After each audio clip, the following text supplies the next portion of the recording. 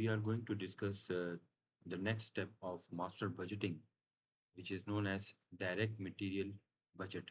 ठीक है, direct material budget को हम डिस्कस कर रहे हैं, जो कि हम प्रोडक्शन बजट के बाद बनाते हैं। हमने सबसे पहले सेल्स बजट में एक्सपेक्टेड कैश कलेक्शन बजट बनाया, फिर एक्सपेक्टेड कैश कलेक्शन बजट के बाद हमने प्रोडक्शन बजट बनाया। ठीक है, और प्रोडक्शन बजट के बाद अब हम बना रहे हैं थर्ड स्टेप, जो क्या है direct material budget.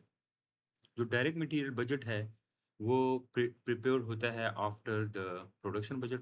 Direct material budget estimate करता है जो रॉ मटेरियल परचेज करते हैं हम, या जो कि हमें ज़रूरत होता है प्रोडक्शन बजट की को फुलफिल करने के, यानी प्रोडक्शन बजट की रिक्वायरमेंट को पूरा करने के लिए जो हमें रॉ मटेरियल रिक्वायर्ड होगा वो हम डायरेक्ट मटेरियल बजट में कैलकुलेट करते हैं। ठीक है, and provide the educate inventory, जो कि हमें इतनी इन्वेंट्री काफ़ी इन्वेंट्री चाहिए कि जो हमारी प्रोडक्शन के लिए ज़रूरी हो, और यही प्रोडक्शन फिर आगे हमारी सेल बजट की नीड को पूरा करती है। तो ये एक फ्लो है, एक साइकिल है, एक चेन है जिसमें हम हर बजट दूसरे बजट पर रिलाई करता है, डिपेंड करता है। तो the required purchase of raw material are computed as follow. जो हमने परचेज ऑफ रॉ मटेरियल खरीदना है अपनी प्रोडक्शन रिक्वायरमेंट को पूरा करने के लिए, उसका ये नीचे फॉर्मेट गिवन है। जिस तरह हमें गिवन था फॉर्मेट प्रोडक्शन बजट का, ये वाला फॉर्मेट गिवन था जिसमें हमने प्रोडक्शन बजट को कैलकुलेट किया था, बिल्कुल इसी तरह से थोड़ा सा इसमें डिटेल्स ऐड कर देते हैं, और वो हमें रॉ मटेरियल बजट के लिए भी इसी तरह का फॉर्मेट बनाना है। फॉर्मेट क्या है, मतलब उसका तरीक़ेकार क्या है, प्रिस्क्राइब तरीका ये है कि आपको required production in units of finish goods, वो जो हमारी रिक्वायर्ड प्रोडक्शन है, जितनी यूनिट्स हमने बनाने हैं, तैयार करने हैं, सबसे पहले वो हमें गिवन होंगे। ये हमें गिवन होगा कि हमें कितने यूनिट्स प्रोड्यूस करने हैं। उनके साथ हमें उनकी पर यूनिट जो रॉ मटेरियल यूज़ होता है, हर यूनिट के अंदर जितना रॉ मटेरियल यूज़ होता है, वो हमें गिवन होगा, वो हमने उसको मल्टीप्लाई करना है। यानी हमारी टोटल प्रोडक्शन यूनिट जो कि हमने यूनिट्स बनाने हैं। फॉर एग्ज़ाम्पल, मिसाल के तौर पर मैं एक मिसाल देता हूँ कि एक कंपनी है और वो मार्कर बना रही है, और मार्कर बनाने के लिए उसने मार्कर एक फिनिश गुड है, उसके लिए जो रॉ मटेरियल रिक्वायर्ड होगा, वो रॉ मटेरियल यहाँ पर हम नीचे लिखते हैं। ठीक है, पर यूनिट। ठीक है, नंबर ऑफ यूनिट्स जो हैं हमारी उस फिनिश गुड को बनाने के लिए, जो मार्कर्स मैंने कहा था या पेन्स कहा था कि उसको बनाने के लिए जो पर यूनिट हमारा रॉ मटेरियल रिक्वायर होगा, वो हमने इसके साथ मल्टीप्लाई। तो इस तरह हमारे पास जो प्रोडक्शन के लिए रॉ मटेरियल रिक्वायर्ड होगा वो हमारे पास हासिल होगा, यानी इन दोनों की मल्टीप्लिकेशन से हमारे पास ये रॉ मटेरियल आएगा। फिर इसने कहा कि ऐड करो इसमें डिजायर्ड जो नीडेड है, वांट्स हैं of raw material ending material, यानी एंडिंग इन्वेंटरी आपके पास रॉ मटेरियल इतना होना चाहिए कि नेक्स्ट प्रोडक्शन जो आपका नेक्स्ट डे पे या नेक्स्ट बैच पर होगा, उसके लिए भी आपके पास अवेलेबल रॉ मटेरियल होना चाहिए। ऐसा नहीं होता कि हम सारा रॉ मटेरियल इस्तेमाल कर दें और नेक्स्ट जो प्रोडक्शन प्रोसेस है उसके लिए हमारे पास रॉ मटेरियल ना हो। तो हर ऑर्गेनाइजेशन ये चाहती है कि उसके पास कम से कम इतना रॉ मटेरियल अवेलेबल हो कि उसका प्रोडक्शन साइकिल चलता रहे। तो जब हम वो एंडिंग जो रॉ मटेरियल हमें रिक्वायर्ड होता है वो हम उसके साथ ऐड कर देते हैं, तो हमारे पास टोटल रॉ मटेरियल जो हमारे पास प्रोडक्शन पर्पस के लिए रिक्वायर्ड होता है वो आ जाता है। इससे हम लेस कर देते हैं, जिससे हमने प्रोडक्शन बजट में किया था, लेस किया था बिगनिंग फिनिश गुड इन्वेंटरी को। तो यहाँ पर हम बिगनिंग रॉ मटेरियल इन्वेंटरी जो पिछले महीने का हमारे पास पड़ा, वो हमने निकाल लिया। तो इस महीने की नीड हमें पता लग गई, वो हमने इसमें जब निकाल लेते हैं तो वो हमारे लिए आ जाता है कि जितनी रॉ मटेरियल हमें परचेज करना है। अब उसकी पर यूनिट कॉस्ट या हमें यूनिट कॉस्ट गिवन होगी, हम वो उसके साथ मल्टीप्लाई करेंगे तो cost of material, raw material purchase वो भी हमें मालूम हो जाएगी। तो ये बेसिकली अगर आप इसको देखें तो हम इसको स्टेजेस में करते हैं। तो ये स्टेज नंबर 1 यहाँ से लेकर यहाँ तक है, फिर स्टेज नंबर 2 और फिर स्टेज नंबर 3। तो हम जब क्वेश्चन सॉल्व करेंगे तो इस चीज़ को मद्देनज़र रखेंगे। इस फॉर्मेट को आपने स्टेज 1, स्टेज 2, स्टेज 3 करके करेंगे तो आपके लिए आसान हो जाएगा। अब आ जाते हैं अपनी सॉल्यूशन की तरफ। हमें जो गिवन है, जिस तरह ये वाला हमारे सामने एक एग्ज़ाम्पल है, तो इस एग्ज़ाम्पल के तहत हमने ये जो अपना सॉल्यूशन फाइंड आउट करना है, ये हमें जो क्वेश्चन गिवन है, वो हम ये सामने एग्ज़ाम्पल रखते हैं और इसके मुताबिक हम ये सॉल्व करते हैं। अब इसमें ये कहा गया है जो रिक्वायर्ड प्रोडक्शन इन केस हमें गिवन है 14,000, 32,000, 36,000, ये हमें यहाँ पर 60,000, 90,000, 1,50,000, 1,00,000 हमें गिवन है। ठीक है? ये ईयर 1 और ईयर 2 में गिवन है। ये क्वार्टर भी हो सकता है, ये ईयरली भी हो सकता है, ये मंथली भी हो सकता है। तो हमें यहाँ पर ईयर के हिसाब से गिवन है, तो हमें ये गिवन इंफॉर्मेशन होगी। अब हम इस क्वेश्चन को पढ़ते हैं। 3 ग्राम ऑफ मस्क ऑयल, ये 3 ग्राम्स ऑफ मस्क ऑयल जो है वो रिक्वायर्ड है फॉर ईच बोतल ऑफ मिंक केरिस, ठीक है, a popular perfume made by a company in western Siberia. एक साइबेरिया की कंपनी है जो कि मस्क ऑयल को इस्तेमाल करती है किसी परफ्यूम को बनाने के लिए। The cost of musk oil is 1.5 पर ग्राम। ये जो कॉस्ट है वो यहाँ पर यूज होगा, यहाँ पर ये कॉस्ट जो है ना, कॉस्ट ऑफ रॉ मटेरियल पर पाउंड, तो ये कॉस्ट ऑफ रॉ मटेरियल हमें 1.5 यहाँ पर हम इस्तेमाल करेंगे, ये 16 के पास जहाँ पे 16 लिखा हुआ है, ये हम यहाँ पर यूज करेंगे। The budget quarterly production of milk cares is given below for year 2 and the first quarter of year 3। ये फॉर यू 2 का है और ये फर्स्ट क्वार्टर ईयर 3। तो ये देखिए first quarter, second quarter, third quarter, fourth quarter, इसमें 3 महीनों का ये, 3 महीनों का ये, तीन हमें क्वार्टर्स में गिवन है, और ये नेक्स्ट ईयर का भी इसमें क्वार्टर की अमाउंट गिवन है। तो ये हमें गिवन होगी, हमने अपना क्वेश्चन यहाँ से शुरू करना है, स्टार्ट करना है, ठीक है। आगे ये कहता है the inventory of musk oil, यानी यहाँ पर हमें गिवन है तो हमें कोई मुश्किल नहीं है, कोई डिफिकल्टी नहीं है, हमने क्वेश्चन यहाँ से स्टार्ट करना है, ठीक है, और हमें जो इससे अगली इंफॉर्मेशन है उसको फॉलो अप करना है। तो the inventory of musk oil at the end of the quarter, जो एंड ऑफ द क्वार्टर जो हमें इन्वेंट्री गिवन है मस्क ऑयल की, वो हमें गिवन है वो हमें गिवन है inventory at the end of quarter 20%। यानी इसका मतलब है कि हमारे पास 20% होना चाहिए, जिससे यहाँ पर ये कहे ना कि हमारे पास raw material ending inventory 10%, next quarter का जो 10% है वो हमारे पास होना चाहिए। यहाँ पर कह रहा है कि अगले क्वार्टर का 20% हमारे पास होना चाहिए। यहाँ पे इसने कहा the inventory of musk oil at the end of a quarter must equal to 20% of the following quarters. जो आने वाला क्वार्टर है, यानी फर्स्ट क्वार्टर में सेकेंड क्वार्टर का जो 20% है वो होना चाहिए, सेकेंड क्वार्टर में थर्ड क्वार्टर की जो अमाउंट है 150, इसका 20% होना चाहिए। ये इस तरह हमारे पास 20% होना चाहिए, जो कि हमारी प्रोडक्शन की नीड है। अ total of 36,000 grams of musk oil will be, ये जो 36,000 of gram of musk oil है वो हमारा जो है इस्तेमाल होगा, will be use musk oil will be on hand at the start। यानी ये जो बिगिनिंग इन्वेंट्री है, जो हमारे पास बिगिनिंग इन्वेंट्री है, जो यहाँ पर अभी इस केस में हमारे पास बिगिनिंग इन्वेंट्री 21,000 है, तो यहाँ पर ये कह रहा है कि ये जो मस्क ऑयल की ग्राम्स में बिगिनिंग इन्वेंट्री है ये 36,000 ग्राम्स है, ठीक है, ये बिगिनिंग इन्वेंट्री। तो यहाँ पर देखें, यहाँ पर हमने बिगिनिंग इन्वेंट्री को देखा और क्वार्टर की, ईयर की, एनुअल में हमने ये एज्यूम किया कि ये यहाँ पर आएगा। तो ये हमने पिछले क्वेश्चन में भी, जो प्रोडक्शन वाले में भी इसी तरह किया था, जो मैंने आपको बताया कि ये बिगिनिंग इन्वेंट्री को हमने इस क्वार्टर की टोटल के वक्त बिगिनिंग को माइनस किया। इसी तरह हमने जो हमारी एंडिंग थी वो हमने ये 8,000 ending inventory, desired ending inventory, तो एंडिंग इन्वेंट्री एक जगह पर है और बिगिनिंग इन्वेंट्री का जो बिगिनिंग अप्रैल का था वो हमने लिया, ठीक है। तो यहाँ पर भी आप देखें कि इस केस में भी हमने इसी तरह किया कि ये जो हमारे पास बिगिनिंग था, जो हम लेस कर रहे हैं रॉ मटेरियल जो हमारे पास, वो हमने यहाँ पर अपनी ईयरली कैलकुलेशन में शो करना है, वो ये अमाउंट जो हमारी बिगनिंग फर्स्ट क्वार्टर की, ठीक है। और ये जो अमाउंट है एंडिंग की, जो हमारे पास प्रोडक्शन नीड की है, ये ending desired unit of ending raw material inventory, ये एंडिंग का जो आखिरी क्वार्टर किया है ये हमने अपने साल के आखिर में बताना है। तो बिगिनिंग में साल के शुरू का बताना है, एंडिंग में साल के आखिर का बताना है। तो ये चीज़ आपने यहाँ पर नोट करनी है, और ये हमने पहले भी क्वेश्चन में किया, ये दोबारा रिपीट हो रहा है, इसलिए आपको ये चीज़ समझने की ज़रूरत है। तो अब मैं क्वेश्चन को सॉल्व करता हूँ और ये आपके सामने यहाँ पर रखता हूँ दोनों को, और इसके मुताबिक मैं ये क्वेश्चन को सॉल्व करता हूँ ताकि इसमें हमारे पास कोई डिफिकल्टी ना हो क्वेश्चन को सोल्यूशन में,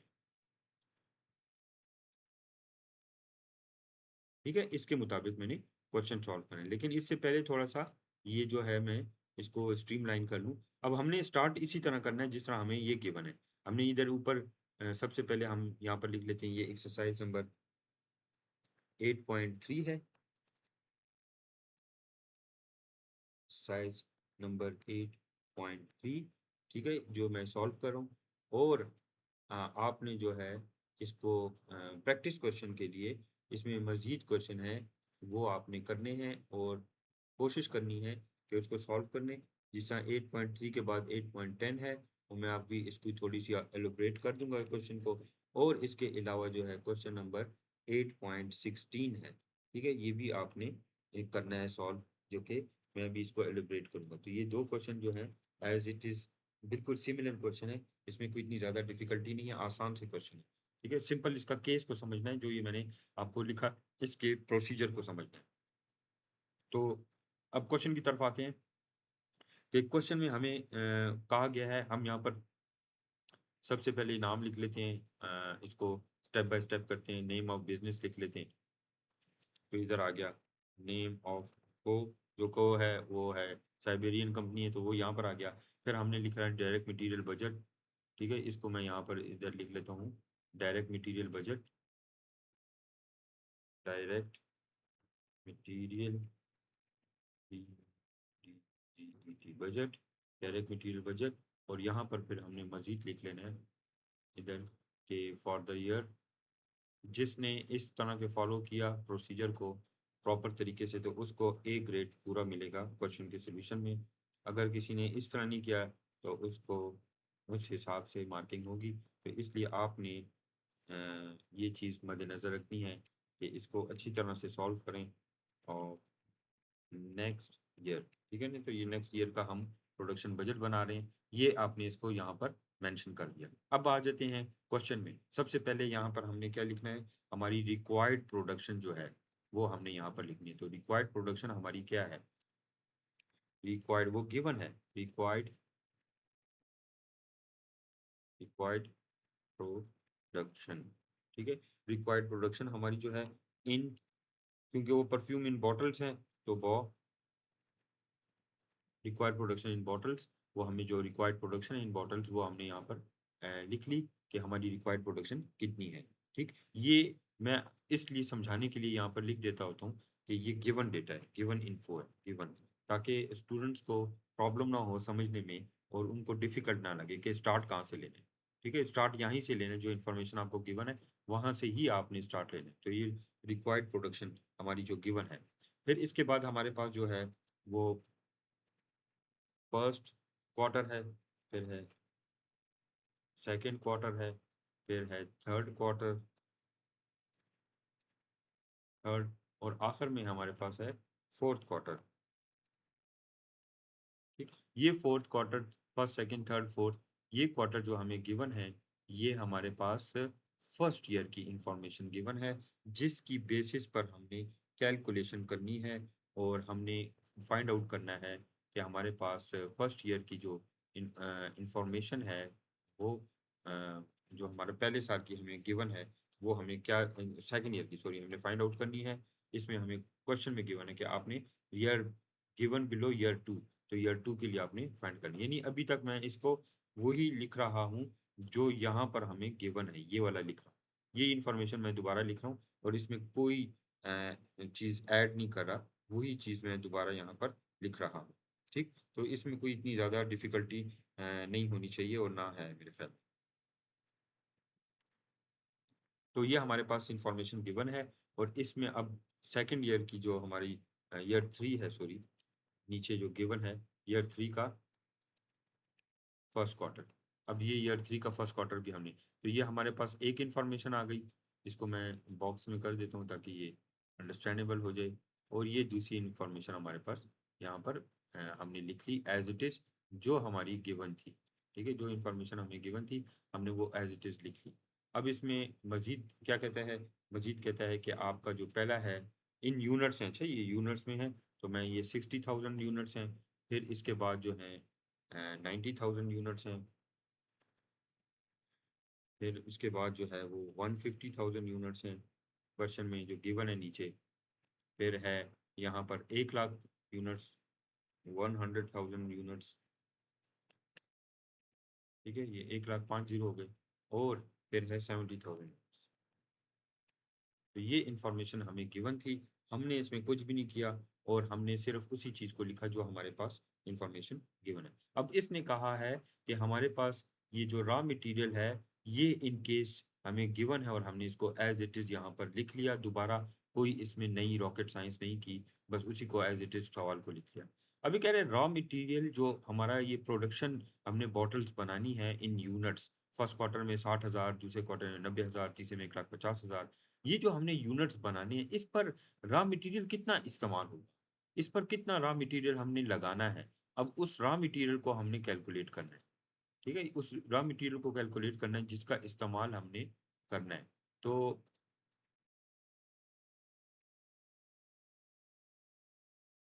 ठीक, तो उस रॉ मटेरियल को जिसको हमने इस्तेमाल करना है वो हम इसके साथ मल्टीप्लाई करेंगे।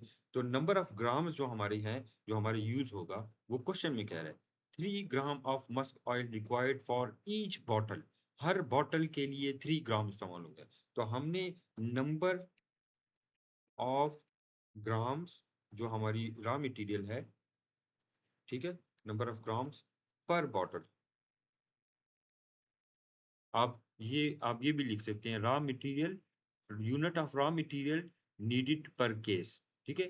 तो unit of raw material needed, ये भी आप लिख सकते हैं, लेकिन यहाँ पर उसने एक बताया हुआ है तो मैं उसी को कंसिडर कर रहा हूँ। तो ये 3 ग्राम्स हमारे गिवन है, सही। तो हर एक के साथ ये 3 आ जाएगा, सारों के लिए उसने 3 का है। ये जो नंबर ऑफ ग्राम्स हैं ये सब के लिए 3 है, ठीक। तो अब हमने क्या करना है कि ये जो हमारी इंफॉर्मेशन गिवन है, इस इंफॉर्मेशन को हमने अंडरलाइन करना है और अब हमने कैलकुलेट करना है। किस तरह कैलकुलेट करना है, हमने कहना है कि मल्टीप्लाई करना है 60 मल्टीप्लाई बाय 3, तो हमारे पास 180 आया। इसको मैं कर देता हूँ कैलकुलेट, आपने कैलकुलेटर से कर लेना है। तो सारों के लिए आपने कैलकुलेट कर लिया, तो ये आपके पास आ गया 180, 270, 450, 300 एंड फाइनली 210। तो ये सारी जो अमाउंट आपको गिवन है, ये वो रॉ मटेरियल रिक्वायर्ड है प्रोडक्शन की। ये रॉ मटेरियल तो आप इसको कह दें कि ये स्टेज 1 है। ये जो आपने कैलकुलेट किया, इसको समझाने के लिए कह रहा हूँ, आपको एग्जाम में लिखने की जरूरत नहीं है। ये आपको इस तरीके से याद करना है या समझना है कि ये मेरा स्टेज 1 में मैंने क्या करना है, स्टेज 2 में क्या करना है, स्टेज 3 में क्या करना है। तो स्टेज नंबर 1 जो है, जो पहले नंबर का स्टेज नंबर 1 है, वो आपका था कि ये आपको ये फाइंड आउट करना जो कि टोटल प्रोडक्शन नीड क्या है रॉ मटेरियल की, वो आपने बताना। टोटल प्रोडक्शन नीड, ठीक है। तो ये हमें जो गिवन है इन ग्राम्स गिवन है, ये ग्राम्स में हमें प्रोडक्ट टोटल प्रोडक्शन नीड्स हमें गिवन, तो इसको मैं इसलिए बोल्ड कह रहा हूँ। ये हमारी पहली स्टेप नंबर 1 था जिसमें हमने फाइंड आउट किया टोटल प्रोडक्शन नीड। अब दूसरा हमें फाइंड आउट करना है कि उस प्रोडक्शन नीड को जो हमने ऊपर फाइंड आउट किया है, इसके लिए स्टेज 2 में अब हमने ये देखना है, स्टेज नंबर 2 में इसी को कंटिन्यू करते हैं कि इसमें हमने ये चेक करना है कि अब हमारे लिए एंडिंग इन्वेंट्री कितनी होनी चाहिए। क्वेश्चन में हमें उसने क्या कहा था, उसने हमें क्वेश्चन में कहा कि the inventory of musk oil at the end of the quarter must equal 20%। तो स्टेज 2 में जो आपका है, स्टेज 2, ठीक है, या स्टेप 2 कह दें।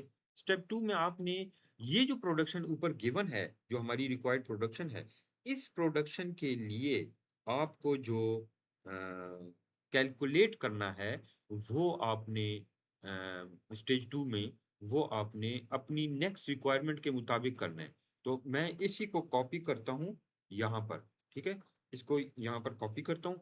और इसमें मैं, क्योंकि सिर्फ वन है, इस साल को कैलकुलेट करना है, नेक्स्ट ईयर का नहीं कैलकुलेट करना, ठीक है। इसको मैंने नेक्स्ट ईयर के लिए नहीं करना, सिर्फ इस साल के लिए करना है। तो इसको मैं एज इट इज कॉपी करता हूँ, कंट्रोल सी, और यहाँ पर मैं इसको, बल्कि मैं इसको लिंक कर देता हूँ। लिंक करने से मुराद ये है कि अगर मैं ऊपर वैल्यूज चेंज करूंगा तो नीचे की भी वैल्यूज चेंज होगी, तो ऑटोमेटिकली नेक्स्ट क्वेश्चन के लिए अगर मुझे करना होगा तो वो मैं आसानी से कर लूँ। और यहाँ पर पूरे साल का जो सेकेंड ईयर का जो हमारा टोटल है वो आ जाएगा, ठीक है। टोटल इन ईयर, ये टोटल आ जाएगा, ईयरली टोटल आ जाएगा। इसको मैं कह देता हूँ टोटल फॉर द ईयर, इस साल का जो टोटल, ठीक, ये टोटल फॉर द ईयर है। ये इस साल का हमारा जो टोटल है वो ये होगा। इसको भी मैं टोटल फॉर द ईयर, यानी इस साल का जो टोटल है वो यहाँ पर आ जाएगा। यानी इसको मैं इस तरह कैलकुलेट करता हूँ कि ये टोटल इधर आ, ठीक है। ये इस पूरे साल का है और इसका जो टोटल है इसको मैं मर्ज कर दिया और इसको खाली यहाँ पे टोटल कह दिया। टोटल, इस टोटल का मतलब ये है कि ये जो पूरे साल में एनुअल टोटल है वो यहाँ पर आएगा इस जगह पर। तो ये अब इसमें मैंने एक इजाफी कर दिया ताकि आप लोगों के लिए आसानी हो जाए और ये क्वेश्चन को हम समझ सकें कि ये हमारे पास पूरा कितना टोटल बन रहा है, पूरे साल में कितने ग्राम्स हमारी यूज हो रहे हैं, जो हमने यूनिट्स हमें चाहिए प्रोडक्शन के लिए, तो वो हमने फाइंड आउट कर दी। तो 12,000 बल्कि 12 लाख हमारे जो यूनिट्स हैं इन ग्राम्स वो हमें रिक्वायर्ड है। तो अब इसके बाद इसने कहा कि हमारे हमने ऐड करना है, अब मैंने इसमें ऐड करना है रॉ मटेरियल, वो जो हमारी एंडिंग 20% हमें चाहिए। तो हमें desired ending, desired ending inventory, desired ending inventory जो कि हमें ग्राम्स में चाहिए, desired ending inventory in grams, तो वो हमें 20% चाहिए। तो मैं इसको थोड़ा सा समझाने के लिए कर रहा हूँ कि हमें 20% यहाँ पर रिक्वायर्ड है। तो 20% फॉर द नेक्स्ट क्वार्टर, ठीक। तो 20% फॉर द नेक्स्ट क्वार्टर है, इसका मतलब ये है कि मैं इससे पहले थोड़ा इज इक्वल टू का साइन लगा लेता हूँ, इक्वल का साइन, और 20% हमें ये गिवन है, मल्टीप्लाई बाय नेक्स्ट क्वार्टर का, ठीक। ये 20% हमें नेक्स्ट क्वार्टर का 54,000 आ गया। तो आपने देखा कि ये 20% 70,000 का है, तो इसको मैं यहाँ पर दोनों को सिमिलर कर देता हूँ कलर, कि ये 20% इस क्वार्टर का है, ये 90% जो हमने ये 20% है, दूसरे वाला मैं ले लेता हूँ यहाँ पर ब्लू कलर में, ये 20% हमने लिया है इस क्वार्टर का। तो यहाँ पर मैं समझाने के लिए लिख लेता हूँ 20%, ये 20% ऑफ द नेक्स्ट क्वार्टर जो है, ये हमने 20% ऑफ द नेक्स्ट क्वार्टर ये हमने कैलकुलेट किया, और इस तरीके से कैलकुलेट। इसी तरह ये वाला जो थर्ड वाला है, ये 20% है, इसको मैं ग्रीन कलर में ले लेता हूँ, ग्रीन कलर में, और ये हमारे पास 20% फॉर द नेक्स्ट क्वार्टर हमने ले लिया, सेलेक्ट कर लिया,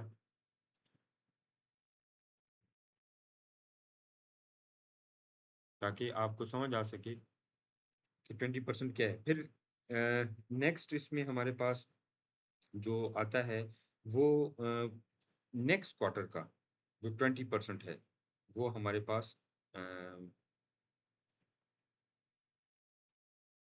इस जगह पर अब ये तीसरा जो हमारे पास रह गया ये फोर्थ क्वार्टर का, तो ये हम टोटल से नहीं लेंगे। अब ये देखें इसने बाय डिफॉल्ट क्योंकि मैंने कैलकुलेशन की तो इसने यहाँ पर उठा लिया, इसको मैं कहूँगा कि नहीं, आपने नेक्स्ट ईयर का जो फर्स्ट क्वार्टर है उसको कंसिडर करना है, नेक्स्ट ईयर का फर्स्ट क्वार्टर जो हमें गिवन है, लेकिन मैंने यहाँ पर ईयरली के कैलकुलेशन में नहीं किया, तो ये मैं करूँगा तो ये 42,000 आएगा। तो मैं यहाँ पर मेंशन भी कर देता हूँ कि नेक्स्ट क्वार्टर का जो 20% है वो यहाँ से आया, इसका 20% है, ठीक है। ये चीज़ आपने थोड़ी सी याद रखनी है कि ये नेक्स्ट जो क्वार्टर है उसका 20% आएगा, तो ये कैलकुलेट आपने इस तरह नहीं करना।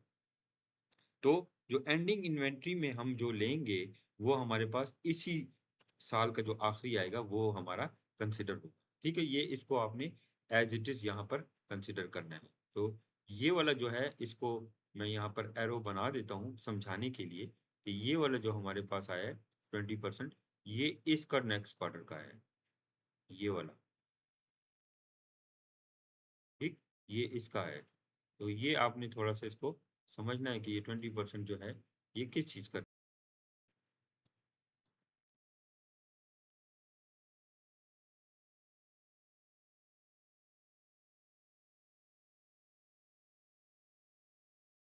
ठीक, तो ये 20% मैंने कैलकुलेट कर दिया।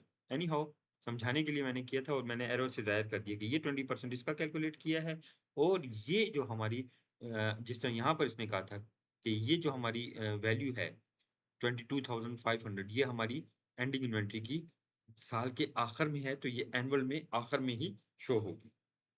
तो हमारा जो क्वेश्चन है वो अकॉर्डिंग टू दिस फॉर्मूला ये बिल्कुल ठीक जा रहा है और हमने इसी तरह से, तो ये हमारी एंडिंग इन्वेंट्री हमारे पास होनी चाहिए अगले क्वार्टर के लिए 20%, और ये हमारी इस क्वार्टर की जो हमारी नीड थी वो है। तो अब टोटल नीड कितनी हो गई, तो टोटल नीड इन दोनों को जमा कर देंगे कि ये हमारी रिक्वायर्ड प्रोडक्शन है और नेक्स्ट क्वार्टर की प्रोडक्शन की नीड, दोनों को मिलाकर ये हमने सेकेंड स्टेज भी कवर कर लिया। जिस स्टेज में हमने ये बताना था ये हमें चेक किया, हमने देखा कि हमें कितने नंबर ऑफ टोटल जो यूनिट्स हैं ऑफ रॉ मटेरियल वो रिक्वायर्ड है इस क्वार्टर के भी। तो टोटल नीड हमारी जो है in grams for this quarter and for the next quarter जो हमें रिक्वायर्ड क्वार्टर था उसके लिए।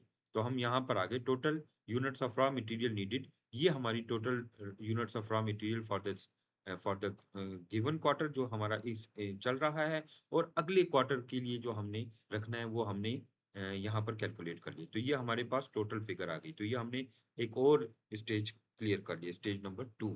जिस तरह हमने stage 1 stage 2 total manufacturing cost या cost of goods sold statement के लिए की थी, ये बिल्कुल इसी तरह।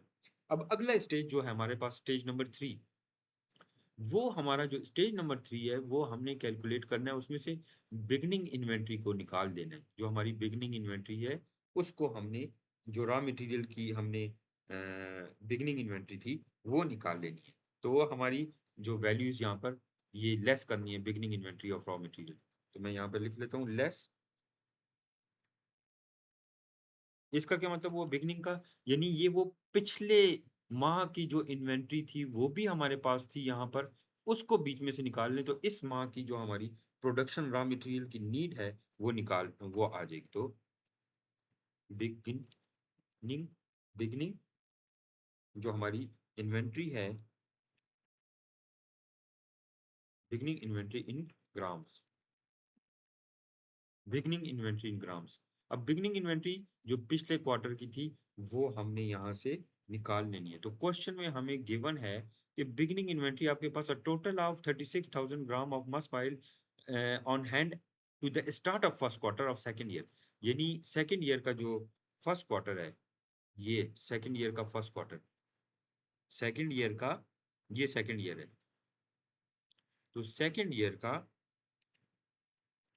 जो फर्स्ट क्वार्टर है इसकी गिवन है ये हमें गिवन है 36,000 यूनिट्स इन ग्राम्स, ये हमें गिवन है, ये हमें इन ग्राम्स ये यूनिट गिवन है। और हमने इस माह की जो एंडिंग है ये अगले माह की बिगनिंग होगी, इस माह की जो एंडिंग है वो अगले माह की बिगनिंग होगी। तो ये मैं यहाँ पर इस माह की एंडिंग अगले माह की बिगनिंग, फिर इसी तरह इसको ड्रैग करता हूँ।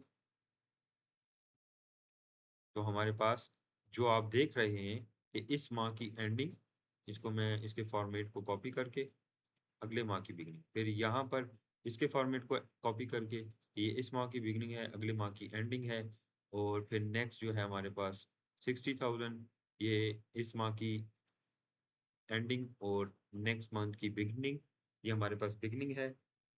और हमने यहाँ पर जो है जिस तरह हमने यहाँ पर डिस्कस किया था ये किया कि ये जो हमारे पास बिगनिंग इन्वेंट्री है ये वाली less unit of beginning inventory जो हमारे साल के शुरू में थी वो हमने आखिर में साल के आखिर में बतानी है कि यही बिगनिंग इन्वेंट्री हमारे पास साल के शुरू में थी। तो इसका मतलब है अगर मैं इस तरह देखूं तो ये बिगनिंग इन्वेंट्री जो हमें गिवन है यही मैंने यहाँ पर लिख लेनी है।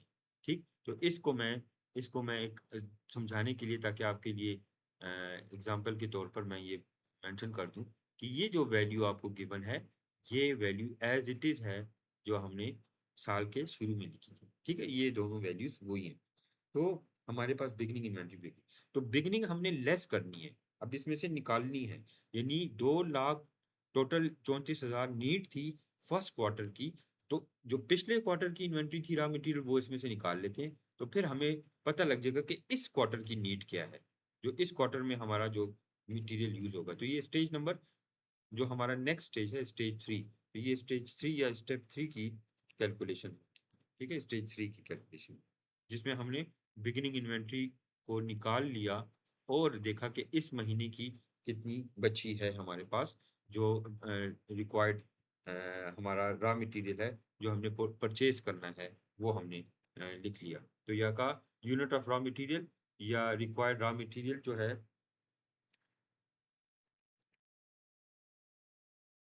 Raw materials to be purchased, ये रॉ मटेरियल हमने खरीदना है या हमें चाहिए इन ग्राम्स। ठीक है, ये हमने इन ग्राम्स हमें चाहिए, जीएमएस का मतलब है इन ग्राम्स। ठीक, ये हमें रॉ मटेरियल चाहिए, तो ये हमने स्टेज 3 को भी फाइंड आउट कर लिया। ये हमारा स्टेज 3 भी हो, ये हमने एक और रिक्वायरमेंट अपनी पूरी कर ली। अब मैंने क्वेश्चन की जब डिस्कशन कर रहे थे तो उसमें आपको कहा था ये वाली इंफॉर्मेशन कि हमें cost of the Musk oil पर ग्राम वो 1.50 है। तो अब हमने इसकी परचेज कॉस्ट जो कॉस्ट ऑफ रॉ मटेरियल पर पाउंड है, तो अब हम इसके साथ मल्टीप्लाई कर रहे हैं। तो हम यहाँ पे लिख रहे हैं cost of raw material, cost of raw material.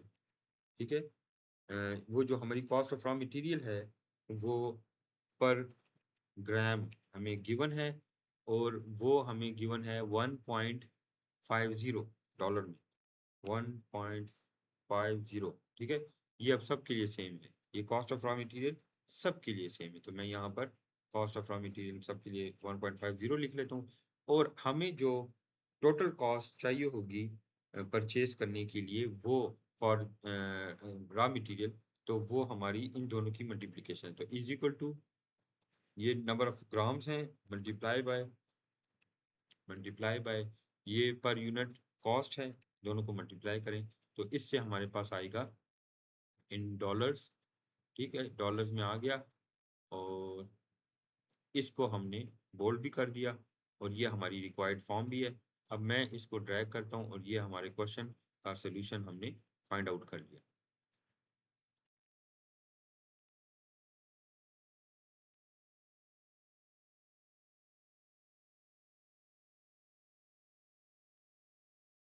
ये हमारा डिजायर्ड आंसर था जो कि हमने फाइंड आउट किया, और वो क्या था, total cost of total cost of raw material.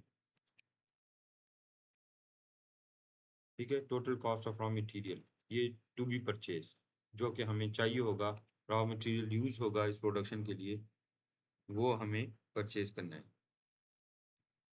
Total cost of raw material to be purchase जो कि हमें रिक्वायर्ड होगा, वो हमने यहाँ पर मेंशन कर दिया। तो ये हमारी कैलकुलेशन थी, सिंपल क्वेश्चन था, हमने इसको सिंपली मल्टीप्लाई किया है, कोई इसमें बड़ी रॉकेट साइंस नहीं है। तो स्टेज 1, 2, 3 के हिसाब से अगर आप देखें तो 4 स्टेजेस में हमने ये क्वेश्चन सॉल्व किया, और हमारे पास डिजायर्ड आंसर आया।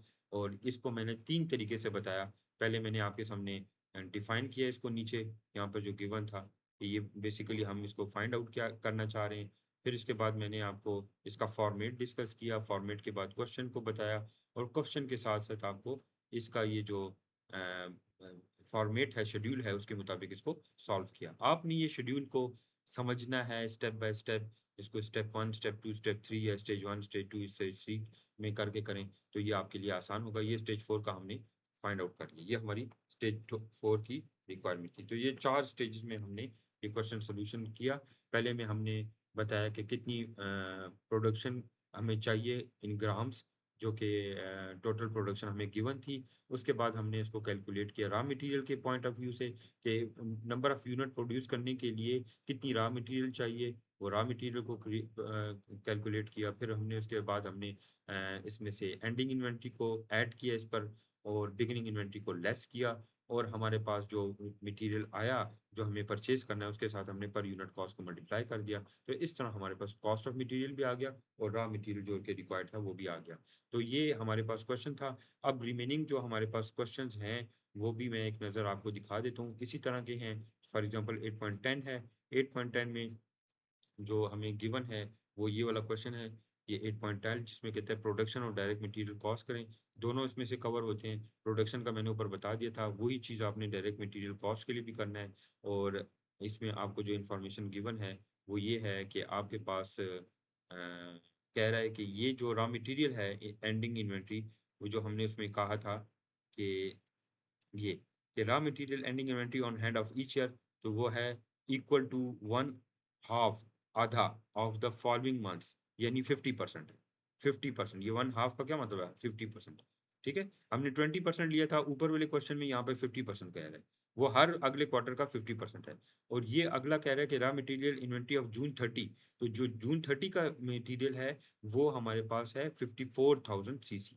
तो ये 54,000 सीसी जून का है, यानी ये इसका जून का एंडिंग है तो उसका बिगनिंग है। तो उस क्वेश्चन में हमें बिगनिंग जो गिवन था वो हमारे पास 36,000 था, और इस क्वेश्चन में हमें गिवन है 54,000। यहाँ पर हमने जो बिगनिंग यूज किया है वो 36,000 यूज किया था, जो कि हमने यहाँ पर कैलकुलेट करने की जरूरत नहीं, हमें गिवन था। उस जगह पर ये जो दूसरा क्वेश्चन है इसमें हमारे पास है 54,000। यहाँ पर हमारे पास 20% था, सॉरी ऊपर वाले क्वेश्चन में जो हमने प्रैक्टिस किया, इसमें हमें ये कह रहा था कि ये 20% है, ठीक, जो नेक्स्ट मंथ का हमारे पास। और गिवन क्वेश्चन, ये वाला जो क्वेश्चन है, इसमें ये कह रहा है कि ये 20% नहीं है, वन हाफ है। वन हाफ कहते हैं 50% को, आधा। ठीक है ना, तो ये आधा नेक्स्ट क्वार्टर के लिए हम आधा अभी से अपने पास सेव कर। तो ये हमारा क्वेश्चन है, इसको आप इसी तरह से ट्राई करें और इसको सॉल्व करने की कोशिश करें। अगर ना हो तो मैं आपको साथ साथ समझा भी दूंगा, मटेरियल भी प्रोवाइड कर दूंगा। और बेस्ट ऑफ लक, इसको प्रैक्टिस करें, फिर इंशाल्लाह इस पर मजीद क्वेश्चन करें।